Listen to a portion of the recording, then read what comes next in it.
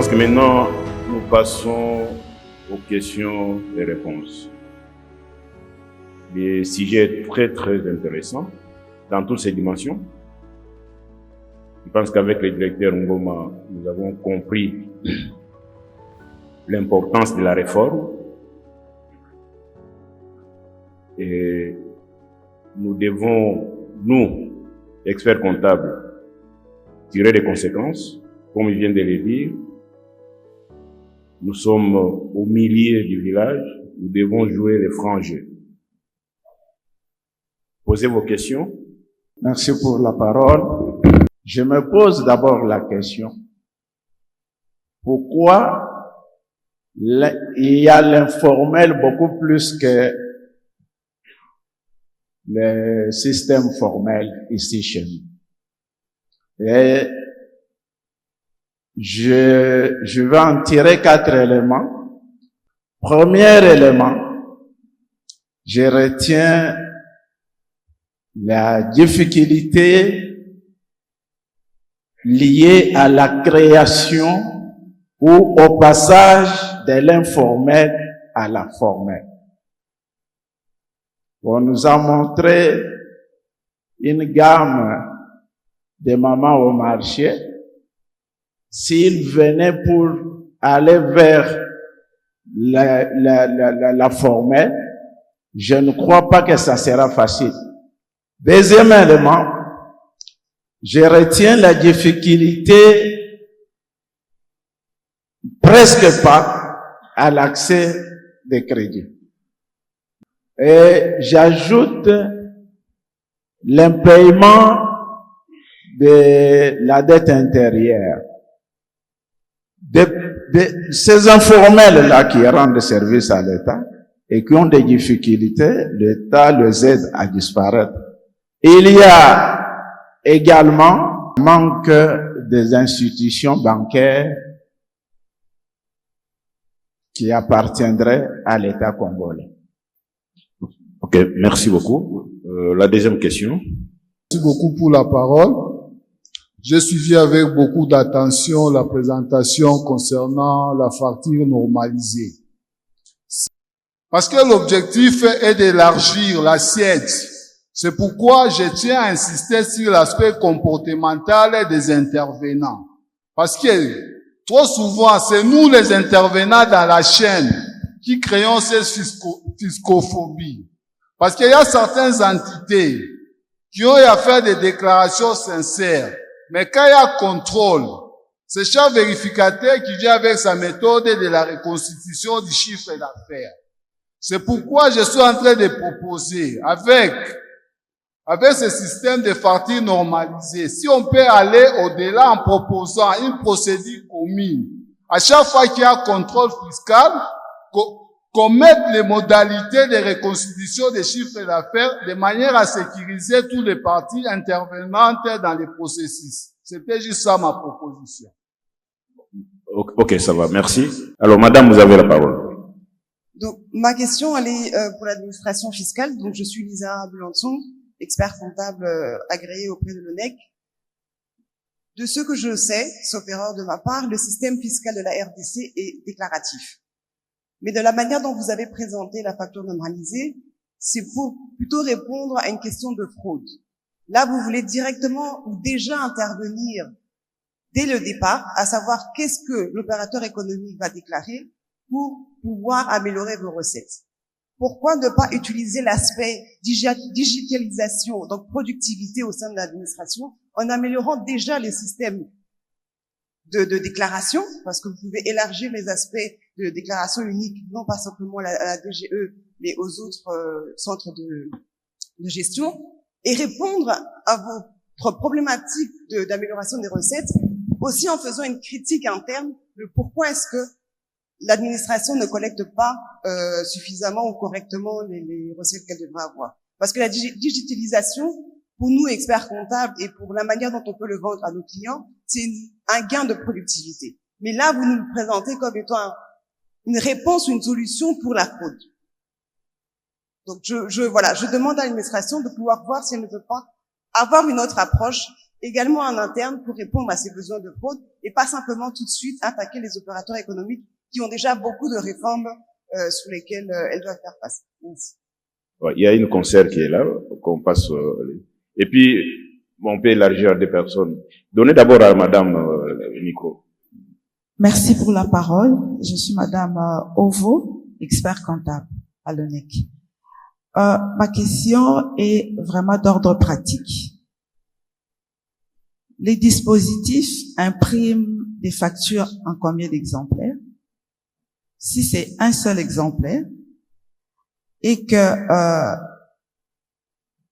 on arrive à perdre la facture, qu'est-ce qui se passe en pratique? Est-ce qu'on a la possibilité d'annuler une opération qui était déjà enregistrée et de la saisir à nouveau? Merci. Bon. Ok, merci beaucoup. Nous avons reçu les questions des 4 personnes. À tout seigneur, tout honneur. Je pense que les représentants du ministre des Finances peut commencer à répondre. Après, on verra si les 3 autres intervenants ont noté des questions. Ils vont répondre aussi. Je vous en prie, monsieur le conseiller. Merci beaucoup pour la parole. Je crois que le premier intervenant a été plutôt d'ordre général sur l'informel. À mon avis, sa question aurait dû être posée au panel qui nous a précédés. Malheureusement, il n'y a pas eu de débat là-dessus. Alors, ce sont les 2 dernières questions qui m'intéressent. Non, je m'excuse, le conseil. Il a fait les liens avec la dette publique, la facture normale. Oui, effectivement. Donc, c'est vous qui avez la signature pour des dettes publiques. Bon, il y a un lien. Il y a un lien avec l'informel, formel et puis la dette publique. Bon, là, on est tombé beaucoup plus dans une revendication, paiement de la dette intérieure, etc. Vous comprenez que c'est pas les lieux. Je préfère qu'on se focalise sur les exposés, la facture normalisée, le système déclaratif, comme Madame a voulu qu'il y ait des éclaircissements. La facture normalisée ne remplace pas l'obligation de déclaration. Il faut qu'on se comprenne là-dessus. L'assujetti est toujours tenu de faire sa déclaration en fin de période. La différence, c'est que il va déclarer des données qui sont déjà centralisées dans des banques de données, dans des serveurs, et qui deviennent, comme je dirais, infalsifiables. C'est ça l'avantage. Mais n'oubliez pas, la déclaration de la TVA contient, entre autres éléments, la TVA collectée et la TVA déductible. Et donc, vous comprenez que on ne peut pas, parce que la facture est normalisée, que les données existent, se prononcer immédiatement sur la déduction, par exemple. Il faut qu'il fasse sa déclaration. Donc, les 2 vont de pair. L'un ne remplace pas l'autre. Est-ce qu'il s'agit d'une attaque faite aux opérateurs économiques? Non. Il s'agit d'une facilitation de la collaboration entre l'administration et les opérateurs économiques, tout simplement. La collaboration est facilitée, mais aussi les données sont sécurisées. Ça va ensemble avec la question, la dernière question. Combien de factures le système va émettre? Mais le système, c'est une base de données. Il y a la facture que vous émettez vis-à-vis du client. Dans les cas actuels, ce sera un autre redevable. Mais vous avez une base de données et vous pouvez rééditer vos factures autant de fois que vous les voulez. Donc, tant que la base n'est pas altérée par une cause extérieure, vous pouvez toujours rééditer vos factures. Et n'oubliez pas que ces factures sont aussi enregistrées dans les serveurs de l'administration. Et donc, cela peut aussi servir de backup à l'entreprise au cas où, pour une raison ou une autre, elle perdait ses données. Donc, je crois que c'est tout à l'avantage de 2 parties. Merci. Comme l'administration fiscale est concernée, nous passons la parole au directeur Issa. J'ai entendu la personne sur la reconstitution du chiffre d'affaires. Bon, je crois que ça sera une facilité. La facture électronique va faciliter parce que ça va nous permettre aussi de surveiller le travail sur le terrain. Parce que jusque-là, c'est les vérificateurs qui nous ramènent l'information. Mais avec la facture normalisée, c'est nous qui allons donner l'information au vérificateur pour lui dire, voilà, le tableau fiscal de cette assujetti, allez tout simplement discuter et voilà ce que nous attendons. Donc, ça sera un peu une surveillance du vérificateur. Donc, tous ces cas-là dont vous êtes en train de parler pourront trouver solution. Et en cas de contentieux, on pourra aussi se référer au serveur pour savoir est-ce que les chiffres d'affaires que le vérificateur a reconstitués, est-ce que c'est en rapport avec ce que nous avons dans la base de données. Donc, je crois ça va à la fois humaniser les rapports entre l'assujetti et l'administration et pour aussi permettre à la hiérarchie aussi de surveiller les vérificateurs qui passent sur le terrain. Parce que dès lors que nous avons les chiffres d'affaires, les vérificateurs, même ça va aussi réduire les possibilités de collision. Parce que quand nous avons les chiffres d'affaires, c'est un indicateur aussi pour savoir à peu près les bénéfices que l'entreprise peut faire. On ne peut pas avoir un chiffre d'affaires très grand et puis ne pas avoir un bénéfice aussi conséquent. Quand bien même, ce ne sont pas des facteurs intimement liés. Mais vous allez convenir avec moi, plus le chiffre d'affaires est grand, plus la probabilité aussi d'avoir les bénéfices peut être grand. Donc, ça va humaniser les rapports, moins de contentieux. C'est comme la certification, moins de contentieux, parce qu'on a déjà l'agrégat le plus important. L'agrégat le plus important, moi, j'ai toujours pensé que c'est les chiffres d'affaires. Quand on a les chiffres d'affaires, facilement, on peut faire des redressements fiscaux. Et si ce chiffre d'affaires est déjà attesté, il y aura peut-être moins de contestations. Merci beaucoup, le directeur. Donc, je pense qu'il y a une soupape de sécurité de part et d'autre. Entre les parties prenantes de la facture normalisée, il y a on réduit les risques de part et d'autre. Donc, il y a le confrère qui voulait intervenir aussi. On lui donne plus de 2 minutes. Il y a un confrère qui a posé un problème très important sur la reconstitution du chiffre d'affaires. Mais vous êtes sans ignorer qu'actuellement, les contribuables font face à une situation que je peux dire dramatique. L'administration fiscale compare les chiffres d'affaires que nous avons déclarés dans les comptes de résultats. Il les compare avec les chiffres d'affaires que nous déclarons dans les déclarations mensuelles TVA. C'est déjà là la préoccupation du confrère. Il y a un problème. C'est là où j'ai dit il faut beaucoup de formation. Puisque les chiffres d'affaires que nous allons générer par des factures normalisées, ça va rentrer directement dans les comptes chiffres d'affaires. Par contre, les chiffres d'affaires que nous déclarons dans la TVA, il n'y a pas seulement les chiffres qui viennent des chiffres d'affaires, des factures normalisées.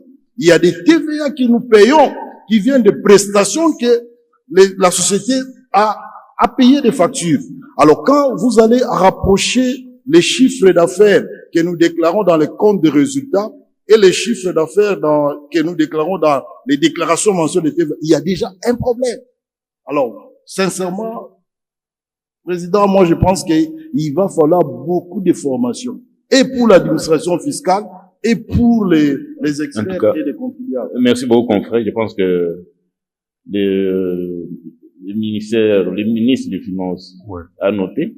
Mais la DGI veut répliquer. C'est vrai que les deux chiffres d'affaires ne sont pas pareils. C'est de bonne guerre, hein? Ne sont pas pareils, mais n'empêche que ce sont des contrôles de vraisemblance qu'il faut quand même faire entre les chiffres d'affaires en TVA et en bénéfice.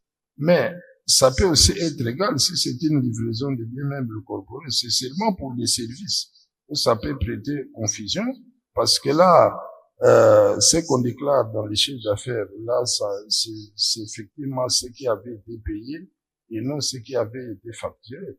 Mais pour les livraisons des biens, la comparaison est vraiment soutenable.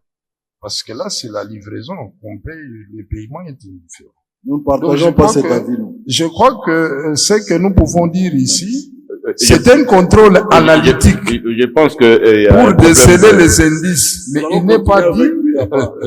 En aparté, je pense que vous pouvez continuer à discuter, mais tout ce que nous pouvons retenir que il faut intégrer l'élément du secteur d'activité de chaque entreprise pour bien appréhender la dimension de la facture normalisée. Bon, nous courons derrière le temps, on me fait signe, on m'accorde seulement des questions. Pardon? Bon, je prends, oh là là, bon, une personne, une et puis on termine. Donnez, je vous en prie madame, il y a là au-dessus, là. Devant moi, j'ai déjà la discussion binominale, j'ai accordé la parole déjà à 3 ou 4 personnes devant moi. Alors, je vous en prie. Bien. Merci beaucoup pour la parole. Soyez bref, soyez bref. Je serai très bref. Avant de poser mes 2 petites questions, je tenais avant tout à... Non, pose directement des questions, s'il vous plaît. Nous n'avons pas le temps. Merci beaucoup. Je félicite les panélistes pour la qualité de leur intervention.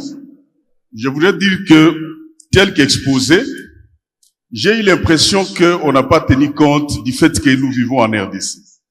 La facture normalisée sous-entend quelques préalables.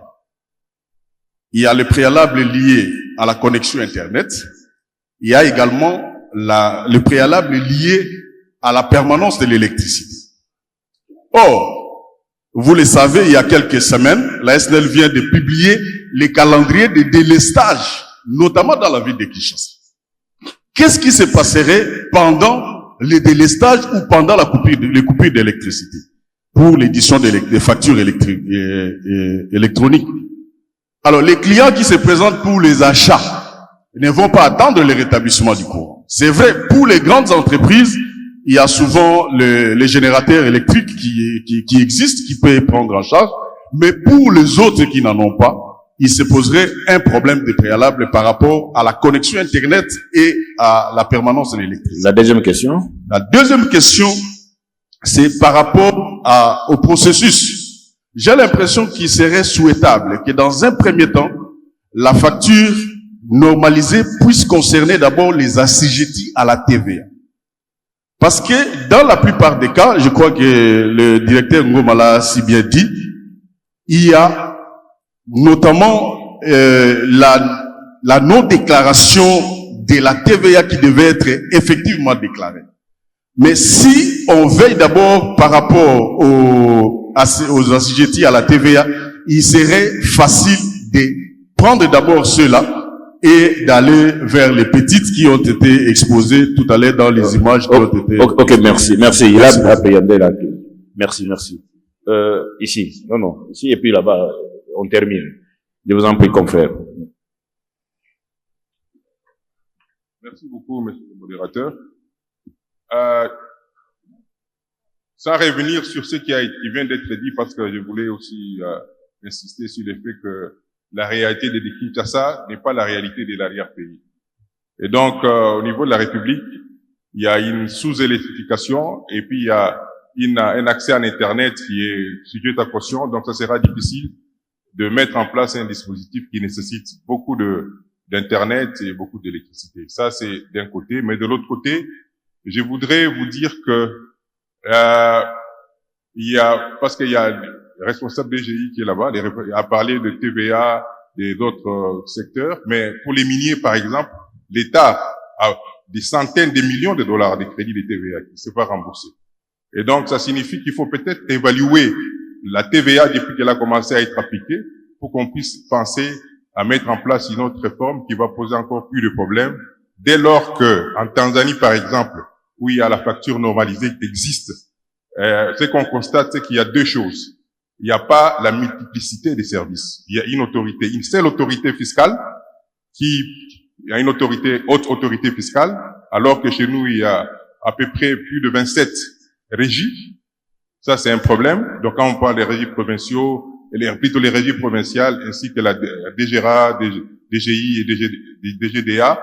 Mais en même temps, il y a toujours les risques que les gens puissent continuer à facturer. Or, hors dispositif, et en même temps, il négocie avec les clients qui viennent acheter. Vous voulez que Priez je d'atterrir, priez d'atterrir. que je vous facture en dehors des systèmes, des dispositifs normalisés, ou bien que je vous facture avec les systèmes. Et après, il y a beaucoup d'argent qui va partir si, en fait, de l'autre côté, on a besoin qu'on puisse facturer en dehors des dispositifs. Donc, c'est tout ça qui nécessite, pour moi, des états généraux pour une réforme fiscale en tenant compte de la réalité de tous les secteurs, de toute la République.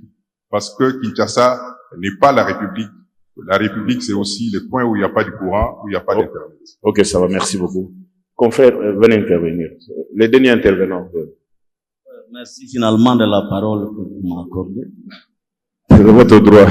Merci. Moi, j'ai une question à poser au conseiller fiscal.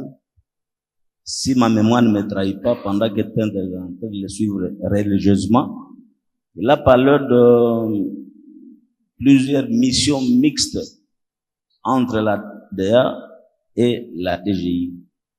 Et qu'il s'est fait constater que il y a eu 60% de marchandises non tracées.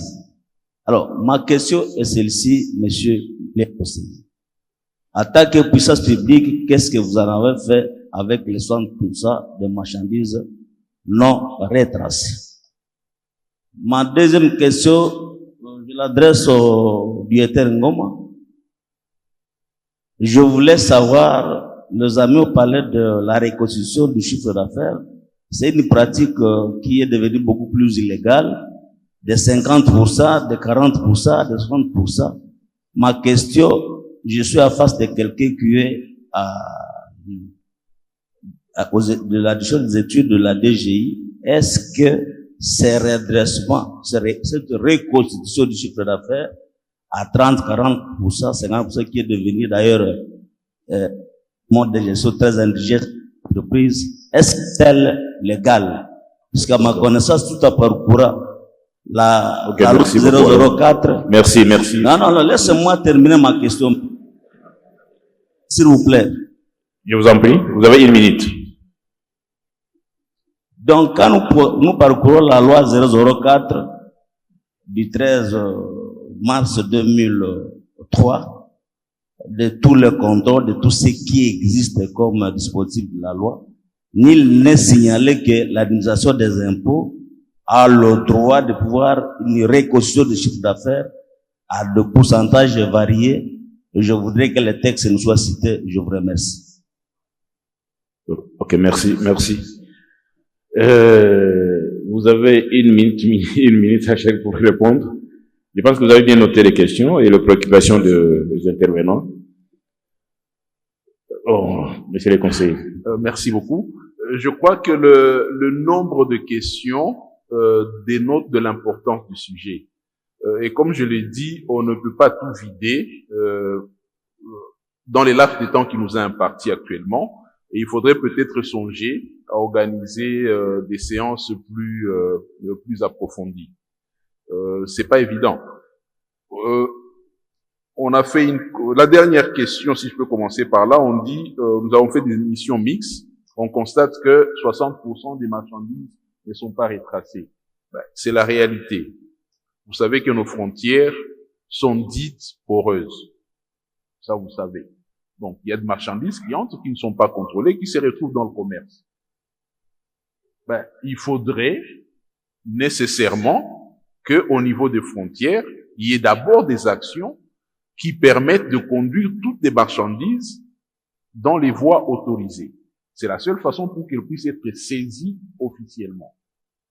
De sorte que quand elles rentrent dans les commerces, il y ait une traçabilité. N'oubliez pas que la TVA à l'importation est déductible de la TVA à l'intérieur. Et donc, si on ne retrace pas, ça devient difficile de suivre toutes les opérations.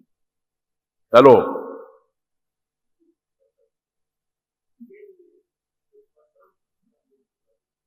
oui,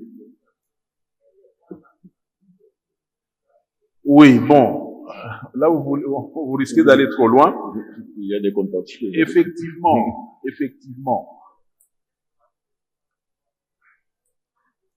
Oui, vous êtes expert comptable, vous connaissez les mécanismes fiscaux de redressement qui existent et vous connaissez les sanctions fiscales qui existent. Vous allez me dire qu'elles ne sont peut-être pas persuasives, mais dans la plupart des cas, il y a eu des redressements. Il y a eu des redressements, parfois avec des contentieux, mais le travail a été fait. Mais vous comprenez qu'il faut prévenir, plutôt que d'attendre de redresser, il faut agir en amont. C'est ça qui doit être notre objectif. Alors, on nous a cité l'exemple de la Tanzanie qui a une seule administration. Ça offre beaucoup d'avantages. Mais je voudrais quand même vous rappeler que la TVA n'est pas gérée par toutes les administrations fiscales, notamment celles des provinces. La TVA est gérée par la DGI et par la DGDA.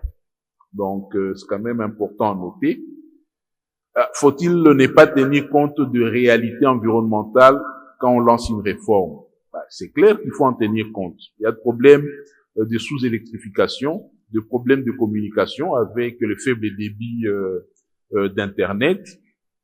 Il est prévu d'abord dans le processus de mise en œuvre de ne commencer que par les grandes entreprises. C'est parce qu'on tient compte de ces réalités.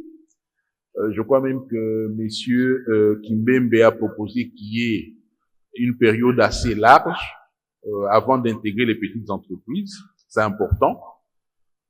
Mais il y a aussi des supplétifs pour ce qui est des moyens de communication. Je crois que mon collègue le directeur Ngoma pourra vous en parler. Il est question de travailler non pas seulement avec Internet, mais aussi avec les bandes passantes de nos entreprises de télécommunications. C'est des supplétifs qui existent. On ne dit pas que tout sera parfait dès le premier jour. Mais il faut commencer quelque part et à répondre aux défis qui sont posés au fur et à mesure de l'évolution de la mise en œuvre de la réforme. Merci beaucoup les conseillers. Merci. Nous donnons une minute au directeur et puis je reviens à la FEC qui doit réagir aussi. Je voulais dire que il y a une personne qui a posé le problème de courant et consorts, qu'il fallait des états généraux. Je crois que la réforme, c'est pour aller, donc si on doit tenir compte de tous les préalables, on ne peut jamais rien réformer sur cette terre. Parce qu'en aucun moment, tous les préalables seront réunis pour lancer une réforme. Mais il faut la lancer et puis commencer à résoudre petit à petit les problèmes au fur et à mesure qu'on va les affronter. Mais attendre qu'on remplisse tous les préalables, bon, je crois que ce n'est pas un bon conseil qu'on peut faire, sinon on n'avancera jamais. Et la réforme sert un peu de briser certaines résistances qui peuvent se manifester à travers ces préalables. Alors je reviens pour la reconstitution. Bon, je crois que la loi ne parle pas de toutes ces techniques de vérification. La loi parle du contrôle fiscal. Maintenant, comment on doit le faire? Là, ce sont des techniques de vérification qui sont peut-être les mêmes que ceux que vous employez pour en matière d'audit.